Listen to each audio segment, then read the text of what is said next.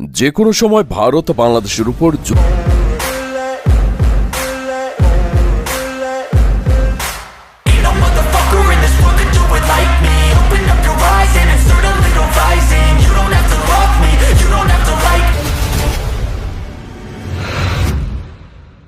ভারত বনাম বাংলাদেশ যুদ্ধ লাগলে কে জিতবে? ভারত বনাম বাংলাদেশের সামরিক শক্তিতে কে কতটা আগানো? প্রিয় দর্শক, ভারত কেন এই মুহূর্তে বাংলাদেশে আক্রমণ করতে ভয় পায়?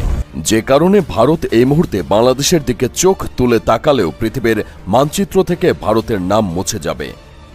এই চট্টগ্রামটা সমস্ত দিক থেকে খুব ইম্পর্টেন্ট। চট্টগ্রাম যদি ভারতে চলে আসে, 15 मिनट गेट खोल दो, बांग्लादेशियों का काम तमाम कर देंगे। भारत से जो टकराएगा उसको इस प्रकार से फाड़ दिया जाएगा। ভারত সবসময় হুমকি দিচ্ছে বাংলাদেশ দখল করার। বিশেষ করে ভারতের ক্ষমতায় থাকা রাজনৈতিক দলের নেতারা প্রায় সবসময় বাংলাদেশ দখলের হুমকি দিচ্ছে। ভারতের শীর্ষে থাকা রাজনৈতিক নেতা থেকে শুরু করে ভারতীয় গণমাধ্যম পর্যন্ত সব জায়গাতে বাংলাদেশকে ভারতের অঙ্গরাজ্য করার হুমকি দেওয়া হচ্ছে। কিন্তু আসলে কি ভারত বাংলাদেশকে দখল করতে সক্ষম? আর ভারতের রাজনৈতিক নেতারা কেন বারবার বাংলাদেশ দখলের কথা বলছে? ভারত কেন তাদের হুমকি পর্যন্ত সীমাবদ্ধ থাকবে? ভারত কেন বাংলাদেশকে আক্রমণ করতে পারবে না? আর ভারতের কমজোরি সাইডগুলো কি কি সেটা জানতে পারবেন আজকের এই ভিডিওতে। তার আগে যারা যারা বাংলাদেশ থেকে ভিডিওটি দেখছেন, ভিডিওটিতে #বাংলাদেশ লিখে কমেন্ট করুন। প্রিয় দর্শক, ভারত বাংলাদেশকে দখল করতে গেলে প্রথমে বাধা হয়ে দাঁড়াবে বাংলাদেশের বিজিবি। এটি বাংলাদেশ বর্ডার গার্ড নামে পরিচিত। বাংলাদেশকে ভারতের অঙ্গরাজ্য বানাতে হলে এই বিজিবি গার্ডকে পরাজিত করতে হবে, যেটা খুব একটা সহজ কাজ নয়। কারণ বাংলাদেশের সেনাবাহিনীকে পরাজিত করতে হলে ভারতকে কমপক্ষে 25 থেকে 30 ডিভিশন নিয়ে আসতে হবে। প্রিয় দর্শক, আপনারা অনেকেই জানেন না ডিভিশন কি বা এক ডিভিশনে কতজন সৈন্য থাকে। 2 বা ততোধিক ব্রিগেড, বিভিন্ন বিশেষায়িত ব্যাটালিয়ন সহ গঠিত হয় এই ডিভিশন। এক ডিভিশনে 7,000 থেকে 22,000 জন সৈন্য হয়ে থাকে। কিন্তু ভারতের কাছে সৈন্য আছে মাত্র 40 ডিভিশন, যার মধ্যে 60% সৈন্য রয়েছে ভারত এবং চীন সীমান্তে। অপরদিকে পাকিস্তান সীমান্তে রয়েছে প্রায় 30% সৈন্য। বাকি 10 ডিভিশন রয়েছে অন্যান্য রাজ্যগুলোতে। এছাড়া ভারতের বিভিন্ন প্রান্তে তাদের সৈন্য ছড়িয়ে ছিটিয়ে রয়েছে। আর বাংলাদেশকে দখল করতে আসা মানে নিজের পায়ে নিজে কোড়াল মারা।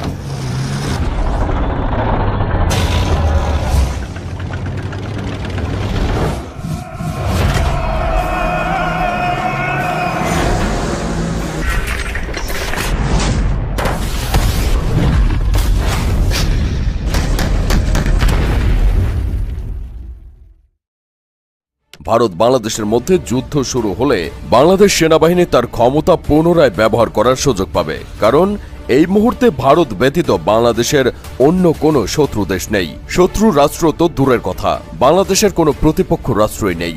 বাংলাদেশের সীমানার কাছে কেবলমাত্র ভারত এবং মিয়ানমারের সীমানা রয়েছে।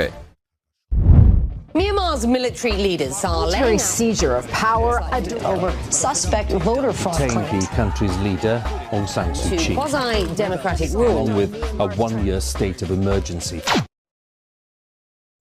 তবে মিয়ানমার তার গৃহযুদ্ধে লিপ্ত থাকার কারণে দেশটি ভুল করেও এই মুহূর্তে বাংলাদেশের সঙ্গে যুদ্ধে জড়াতে চাইবে না। তাছাড়া বাংলাদেশের আপৎকালীন নিরাপত্তা সংস্থার প্রায় 68 লক্ষ প্যারামিলিটারি রয়েছে। বর্তমানে বাংলাদেশের আনসার বাহিনী পৃথিবীর বৃহত্তম প্যারামিলিটারি ফোর্স। বাংলাদেশের আধা সামরিক বাহিনীর সংখ্যা প্রায় 68 লক্ষ। আনসার বাহিনীর সদস্যরা যুদ্ধের সময় বাংলাদেশ সেনাবাহিনীর সঙ্গে যোগ দেবে। সেই সাথে বাংলাদেশের 17 কোটি জনগণও ভারতের বিরুদ্ধে যুদ্ধে ঝাঁপিয়ে পড়বে, যেমনভাবে যোগ দিয়েছিল ভাষা যুদ্ধে এবং 1971 সালের যুদ্ধে। কারণ বর্তমান সোশ্যাল মিডিয়ার অনুসন্ধানে দেখা গেছে বাংলাদেশের প্রায় 80% মানুষ ভারত বিদ্বেষী।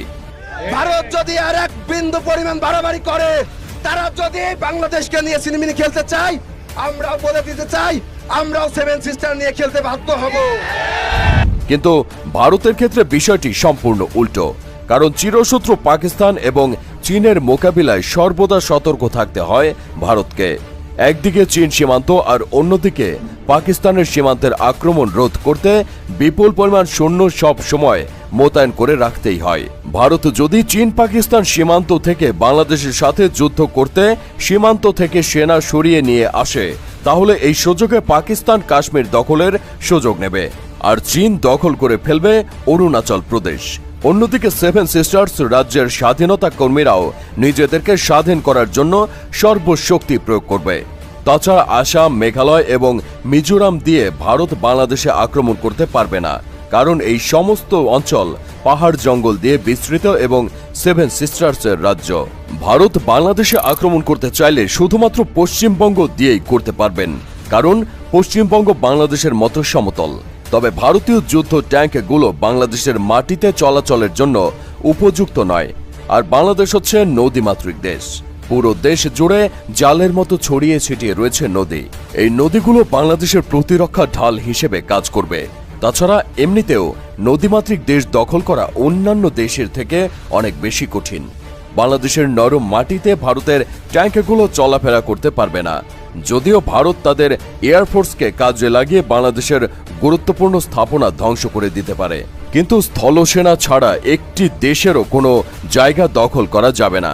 স্থলসেনা ছাড়া কোনোভাবেই একটা দেশের নিজেদের দখল বিস্তার করা যায় না। তাই বাংলাদেশের সার্বভৌমত্ব ছিনিয়ে নেওয়া ভারতের জন্য অতটা সহজ হবে না।